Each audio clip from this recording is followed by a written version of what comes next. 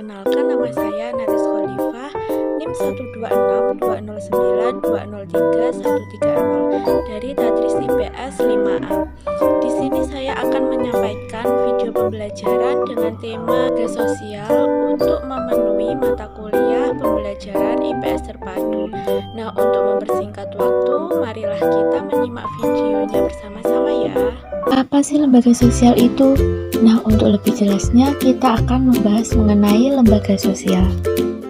Lembaga sosial adalah keseluruhan dari sistem norma yang terbentuk berdasarkan tujuan dan fungsi tertentu dalam masyarakat.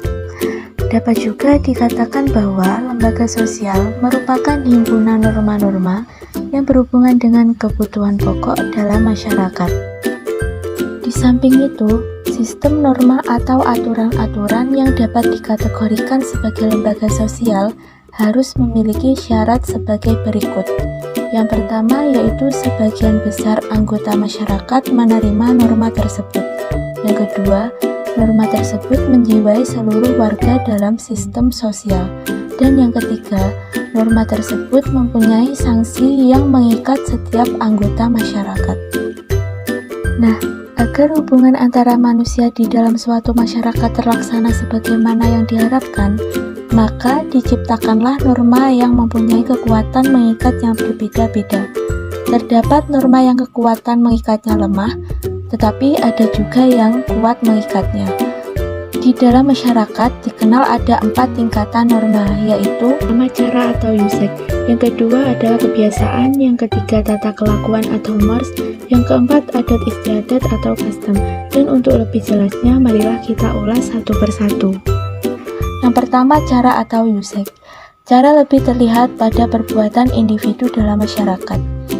Penyimpangan dalam norma cara ini tidak akan mendapat hukuman berat, akan tetapi hanya sekedar celaan.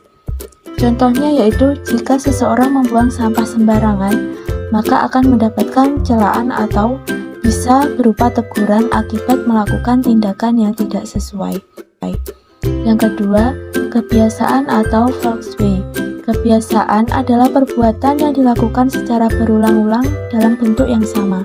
Contohnya kebiasaan memberi hormat kepada orang yang lebih tua usianya, mendahulukan orang yang sudah lanjut usia ketika sedang antri, dan sebagainya. Bagi mereka yang melanggar, maka akan dikenai sanksi sosial berupa teguran. Yang ketiga, tata kelakuan atau mores. Kebiasaan itu kemudian diterima sebagai patokan atau norma pengatur kelakuan bertindak. Maka di dalamnya sudah terdapat unsur pengawasan dan jika terjadi penyimpangan, pelakunya akan dikenai sanksi. Contohnya, jika seorang peserta didik melanggar tata tertib, akan mendapatkan sanksi yang berlaku. Dan yang keempat yaitu adat istiadat atau customs. Tata kelakuan yang menyatu dengan pola-pola perilaku masyarakat dan memiliki kekuatan mengikat yang lebih. Jika dilanggar, sanksi keras akan didapatkan dari masyarakat. Dalam pemenuhan kebutuhan manusia, diperlukan suatu lembaga yang mengatur pemenuhan berbagai jenis kebutuhan manusia. Jika tidak, maka kehidupan masyarakat akan sulit terkendali, timbullah kekacauan, ketidakmerataan, dan sebagainya. Kita patut menghargai berbagai lembaga sosial yang ada karena memiliki peran dan fungsi masing-masing dalam mengatur kehidupan masyarakat. Sehubungan dengan usaha manusia untuk memenuhi kebutuhan hidupnya, maka lembaga sosial secara umum memiliki fungsi sebagai berikut, yaitu memberikan pedoman pada anggota-anggota masyarakat, bagaimana mereka harus bersikap atau bertingkah laku dalam menghadapi masalah yang muncul dan berkembang di lingkungan masyarakat. Nah, selanjutnya marilah kita membahas mengenai jenis-jenis lembaga sosial yang ada di masyarakat yang meliputi lembaga keluarga, lembaga agama, lembaga ekonomi, lembaga pendidikan, dan lembaga politik. Lembaga keluarga.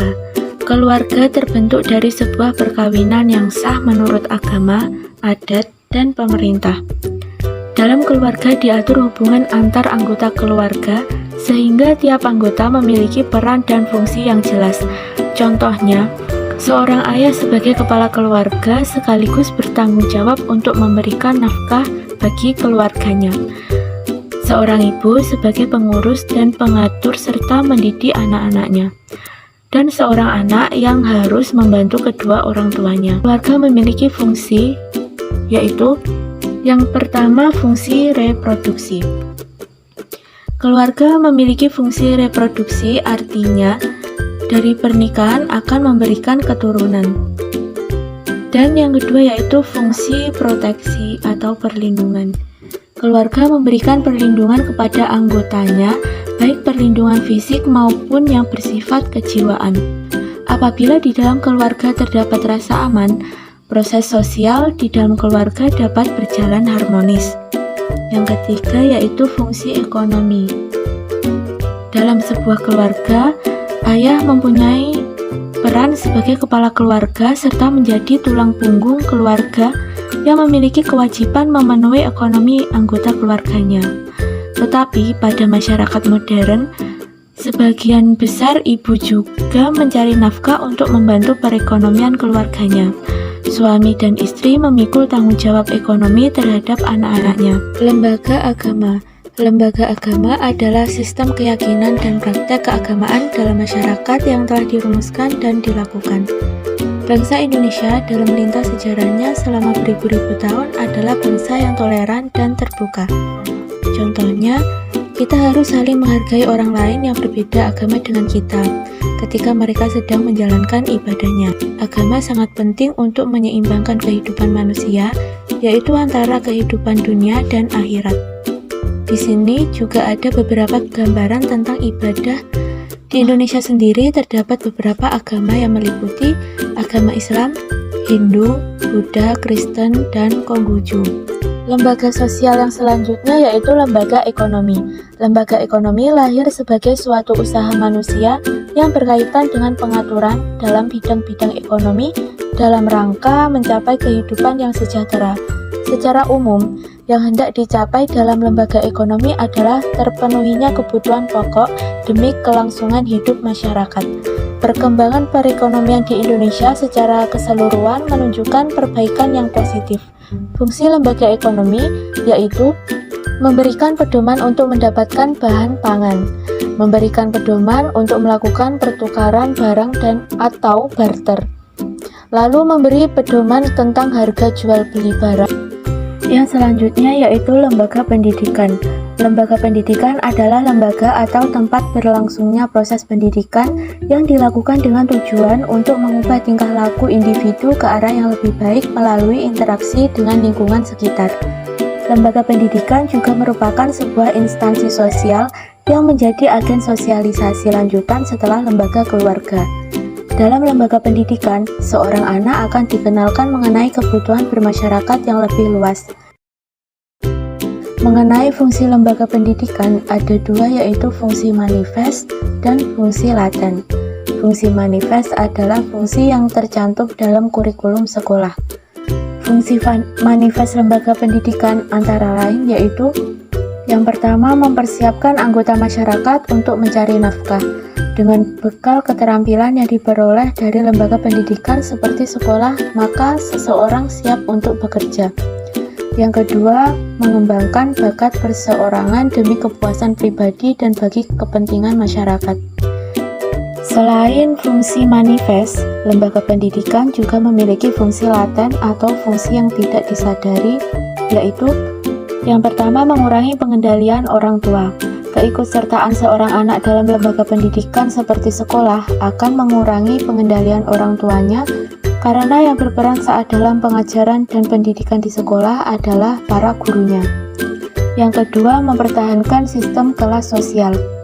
Lembaga sekolah diharapkan dapat mensosialisasikan kepada para anak didiknya untuk menerima perbedaan status yang ada di masyarakat. Lembaga politik sendiri merupakan suatu lembaga yang mengatur pelaksanaan dan wewenang yang menyangkut kepentingan masyarakat agar tercapai suatu keteraturan dan tata tertib kehidupan bermasyarakat. Lembaga politik merupakan keseluruhan tata nilai dan norma yang berkaitan dengan kekuasaan. Lembaga politik merupakan suatu badan yang mengkhususkan diri pada pelaksanaan kekuasaan dan wewenang. Nah, di sini lembaga-lembaga politik yang berkembang di Indonesia adalah yang pertama, Majelis Permusyawaratan Rakyat atau MPR. Yang kedua, Presiden dan Wakil Presiden. Yang ketiga, Dewan Perwakilan Rakyat atau DPR.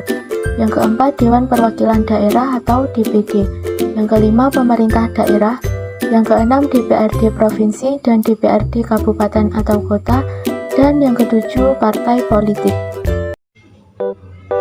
Nah, itu tadi adalah pemaparan materi mengenai lembaga sosial yang ada di Indonesia.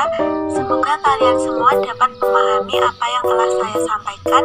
Saya pamit undur diri, dan jika ada kurang lebihnya saya mohon maaf. Wassalamualaikum warahmatullahi wabarakatuh.